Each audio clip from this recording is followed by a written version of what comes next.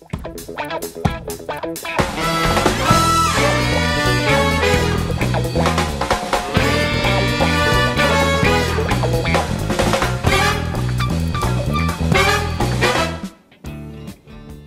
so we're going to do some chicken a la king today. Well, takeoff of it anyway. So I was at the grocery store and they had, I saw this pack of pumpkin and yams in the, they're all cut up already. So I just grabbed the pack. I'm going to use that. And I'm also going to put in 2 sticks of celery, which I'm going to slice up. 1 onion, which I'm going to cut in half, and then slice again, and the stem of the broccoli. So I'm going to cut them all up so they're relatively about the same size. A huge handful of cabbage. And then the rest of the broccoli I'm going to floret. I'm going to open them up and make nice florets. I'm using 1 carrot, which I'm just going to cut up quickly. Again, keeping everything about the same size, and 2 cloves of garlic. 3 strips of bacon, and what I'm going to do with the bacon is I'm going to cook that with the chicken, so it's going to have a really nice smoky flavor. So the bacon we want to chop up almost like onions. So I'm going to fold it in half, and then we're going to cut it into julienne, and then just slice it up so it's in just a small dice. This is going to be a nice yummy dish. It's quick and easy. It takes about 35 minutes to prepare this whole meal. Now I've got 3 chicken breasts, which I'm going to slice in half, and then just slice again a little bit larger than the size of the vegetables. 2 baby red potatoes. They're kind of a larger baby reds. I had picked up 2 big ones that I had in the cupboard. And just again, same size. Cut them up. I'm putting about a tablespoon of dry basil on the chicken, some cracked black, and a bit of sea salt.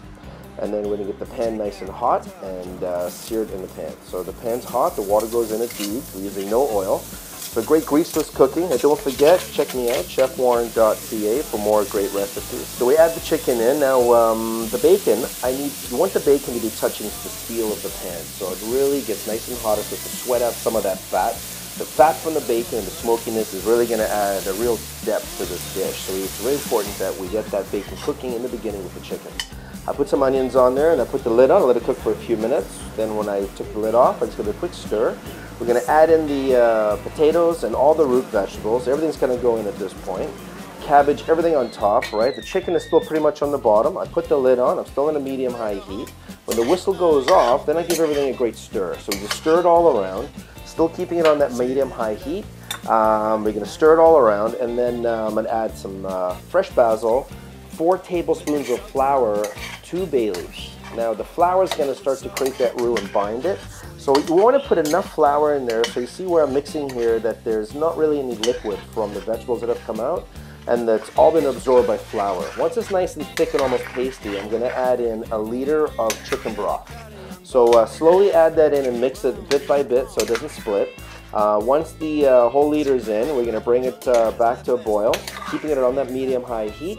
I'm going to add 2 cups of milk. You can use cream. If you can use heavy cream, probably a cup or a cup and a half would be fine. I'm just using milk, and I got 2 cups.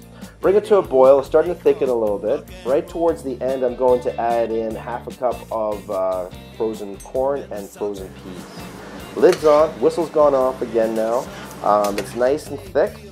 The vegetables are cooked all nicely, and it's got some great flavor. We're going to end this with a bit of Parmesan cheese and serve it with some steamed rice. And that's dinner tonight. That's Chef Warren. Check me out, chefwarren.ca, and subscribe to my YouTube page for more recipes.